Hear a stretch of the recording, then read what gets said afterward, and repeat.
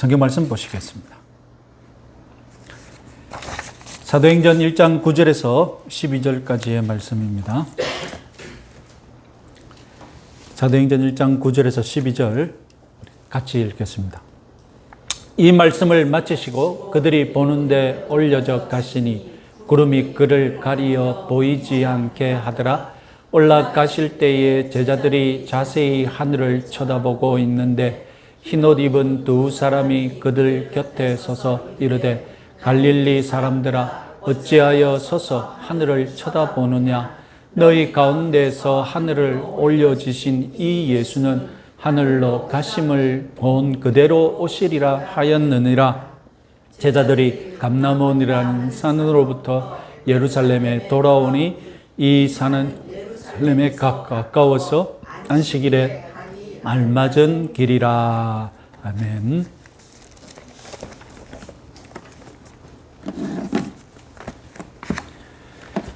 예, 안타깝게도 오늘날 우리 신앙생활에서 승천이라는 주제는 십자가나 부활만큼의 주목을 받지 못하고 있습니다. 그 이유는 성경 자체가 승천을 강조하지 않고 노출시키지 않기 때문이죠. 예수님의 승천, 여기에 관하여서 사실상 누가만 신뢰할 수 있는 기록을 남겼습니다. 누가복음의 간단한 승천 본문, 그리고 사도행전의 상세한 승천 본문, 이것이 사실상 승천에 관한 믿을 수 있는 기록 전부입니다. 그래서 저는 승천을 강의할 기회가 왔을 때 좀 승천에 대해 많은 말씀을 전해드리고자 지난주에 이어서 금주에도 승천 본문을 강의하고자 합니다. 자, 1장 9절에서 예수님이 승천하실 때 벌어진 광경을 자세히 묘사하고 있습니다. 자, 같이 한번 읽어볼까요? 이 말씀을 마치시고 그들이 보는데 올려져 가시니 구름이 그를 가리어 보이지 않게 하더라. 자, 두 단계로 구분이 가능한데요. 먼저 눈에 보이게 공중에 올려져 가는 단계가 있습니다. 수동으로 기록되어 있는데 하나님께서 예수님을 데리고 올라갔다는 뜻입니다. 수동적인 승천의 의미에 대해서는 따로 한번 말씀드릴 것입니다.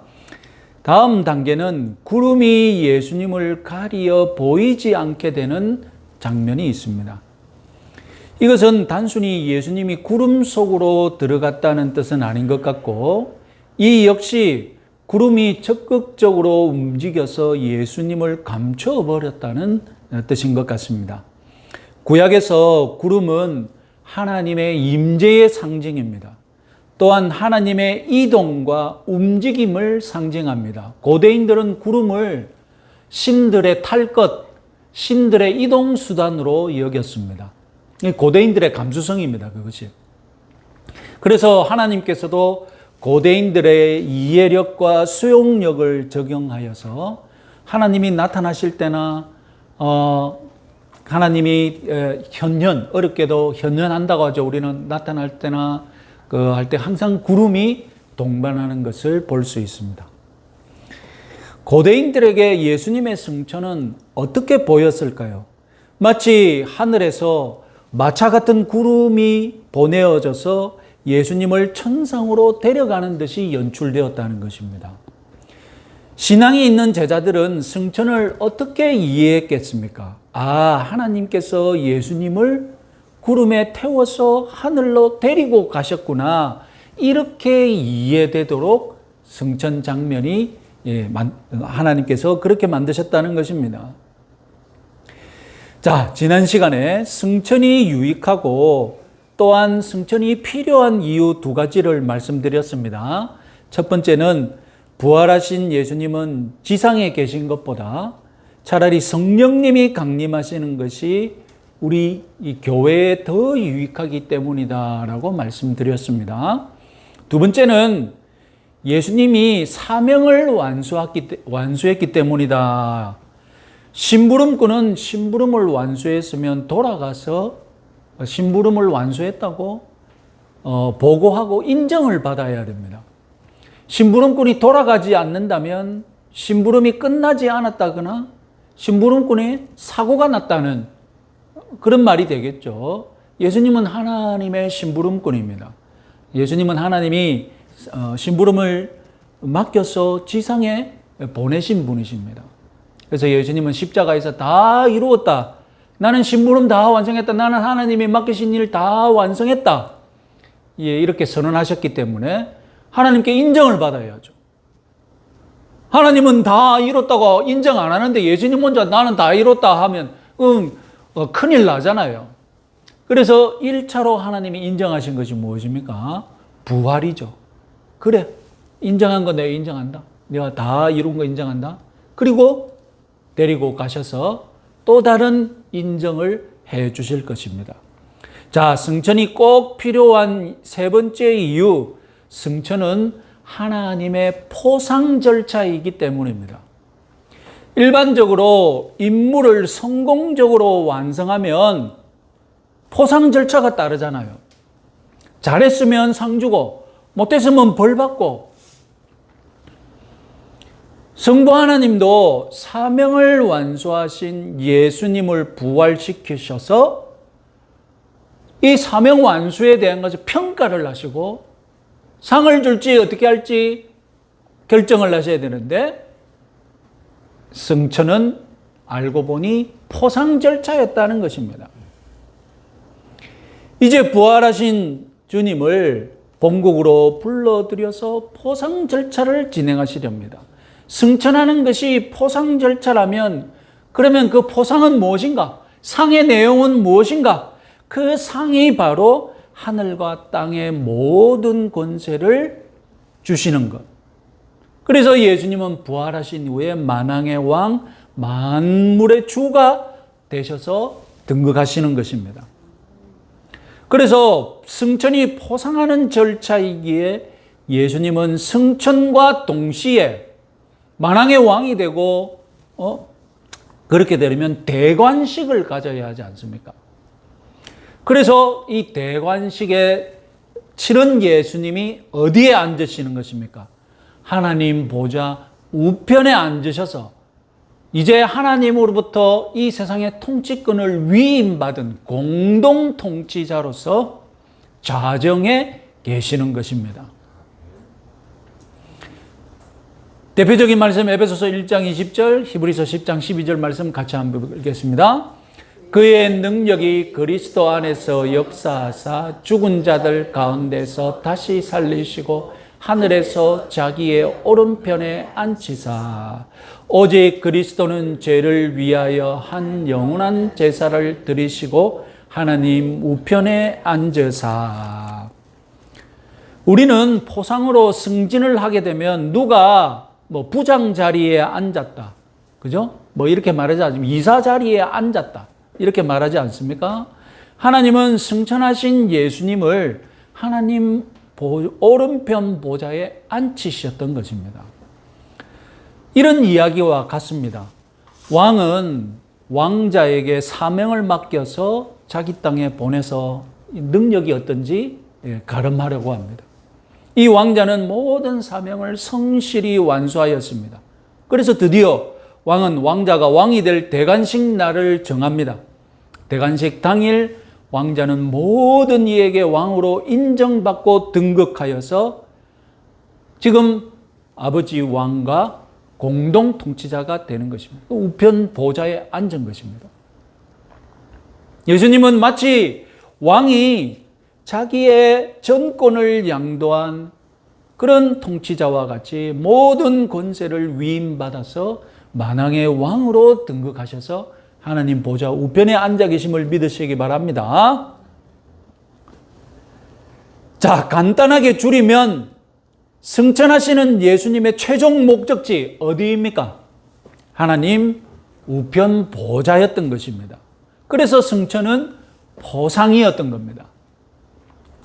부활과 승천과 보좌에 좌정하신 것, 그 과정 전체를 겉으로 묘사하자면 생각해 보십시오. 부활하시고 승천하시고 보좌에 좌정하신 것, 그 과정 전체를 우리가 눈으로 겉으로 묘사하자면 예수님이 직접 행하신 것입니다.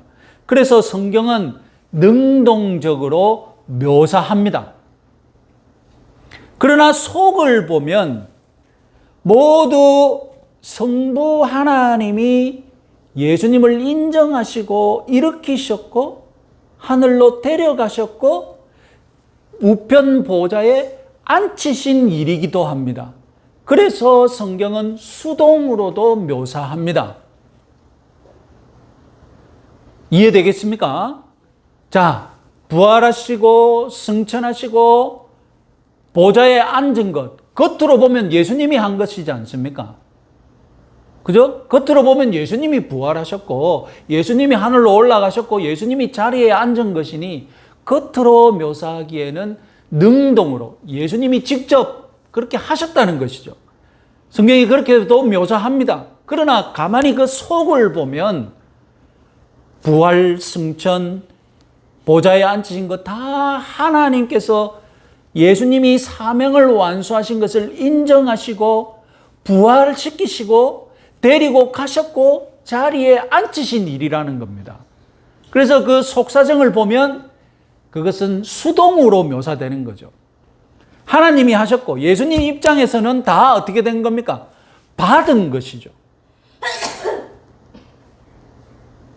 그래서 우리는 겉으로 보기에는 능동이지만 부활, 승천, 좌정하신 것, 수동의 의미가 있음을 우리는 더 의미심장하게 받아들여야 합니다. 참고로 사도신경을 비교해 보면요, 우리말은 애매하게 번역되었지만 영어 번역은 부활, 승천은 능동으로 번역했습니다. 반면에 보좌에 자정하신 것, 이것은 수동으로 번역했습니다. 자, 하나님의 본성을 가지신 예수님은 겉보기에 능동적으로 부활하고 제자들이 보기에 능동적으로 예수님이 승천하신 것처럼 보였습니다. 그런데 가만히 생각해 보니까 보좌에 자정하신 것만큼은 어떻게 표현해야 되겠습니까? 보좌 저기 있는데 예수님이 뚜벅뚜벅 걸어가가지고 앉으신 것이냐? 절대 아니라는 겁니다. 보좌에 앉은 것만큼은 양보할 수 없이 어떻게 하신 거랍니까? 하나님이 허락하시고 하나님이 예수님을 자리에 앉히신 것으로 이것은 능동으로 표현할 수가 없었던 겁니다.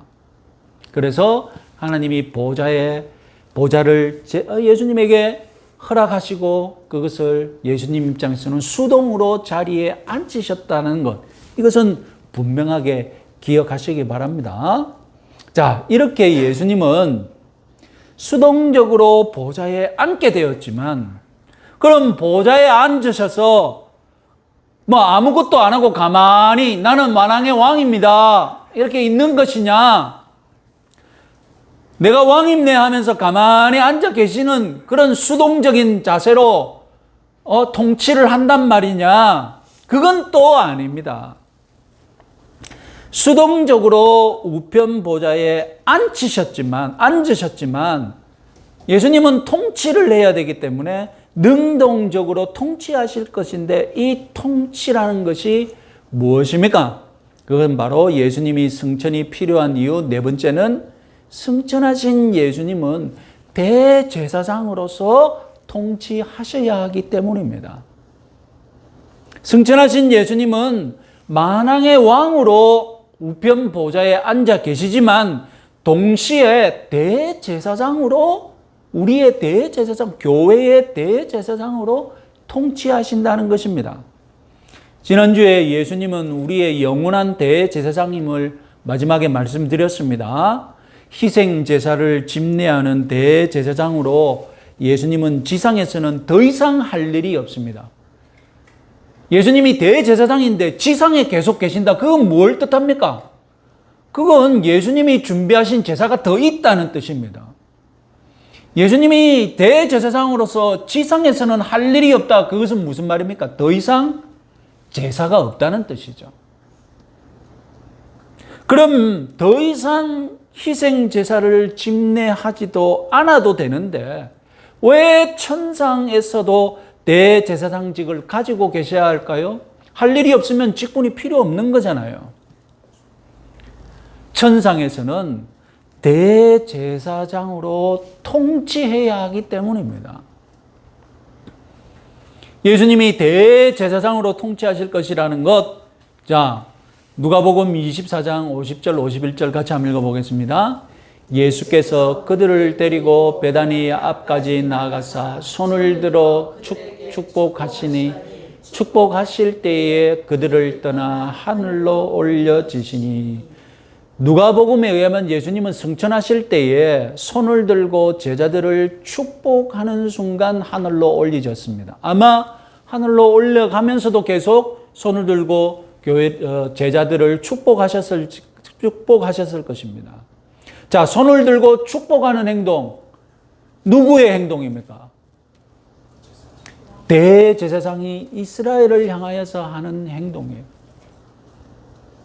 예수님은 지금 승천하시면서도 대제사장의 사명을 감당하면서 승천하신 것입니다. 그리고 그 하늘 보좌 우편에서도 대제사장의 사명을 계속 감당하실 것입니다. 예수님이 보좌에 앉아 계신 것도 여러분 가만히 생각해 보면 의미가 있습니다. 왜냐하면 신약 성경을 보니까 예수님이 보좌에 앉으셨다고 얘기도 하고 섰다고 얘기도 하거든요. 자, 직분자가 대제사장의 직분을 가진 분이 서 있다. 그건 뭘 뜻합니까? 그건 일을 계속 한다는 뜻이지 않습니까?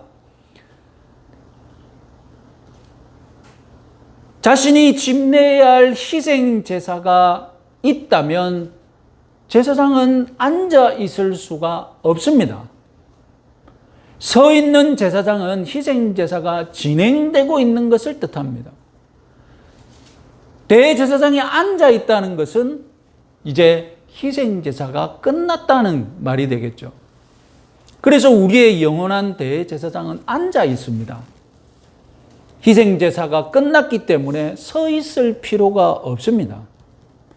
예수님의 대속 피 흘림, 예수님의 십자가의 그 죽음, 영원한 효력이 있기 때문에 예수님은 대제사장으로서 서 있을 필요가 없고 앉아 계시는 것입니다. 그리고 앉아서 십자가에서 예수님이 흘리셨던 물과 피, 그 수고의 열매를 즐기고 계신 줄 믿으시기 바랍니다.